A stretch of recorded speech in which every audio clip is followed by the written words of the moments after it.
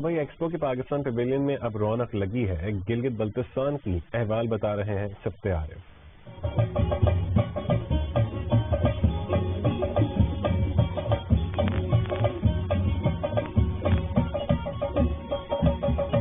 عالمی نمائش Dubai expo کے پاکستان پویلین میں اب رونق لگی ہے گلگت بلتستان کی۔ خطے کی روایتی موسیقی اور انمول ساز و انداز سیاحوں کو راغب کیے ہوئے ہے۔ کچھ ہم 30 منٹ جو ہمارے لائیو میوزک ہیں، انسٹرومنٹل ہے، اس کو جس میں ہیں ستار ہیں، رباب ہیں، تلوار ڈانس، اسی طرح جو بھی شوق رکھتے ہیں ہمارے علاقے کے لوگ ہیں جہاں آتے ہیں وہ بھی جذباتی ہوتے ہیں، ہمارے ساتھ آ کے رقص کرتے ہیں وہاں پہ۔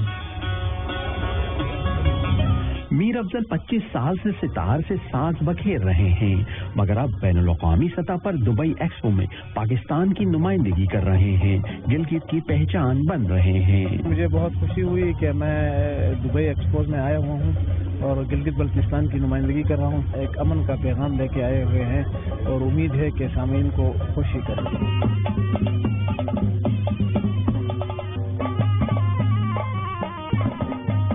گلگت کا قطان ڈانس یعنی تلوار تھامے رقص بھی پاکستان پویلین میں 4 چاند لگا رہا ہے۔ عبدالحمید کہتے ہیں کہ قطان رقص دراصل امن کی جیت کو منانے کے لیے بطور شکرانہ ہے۔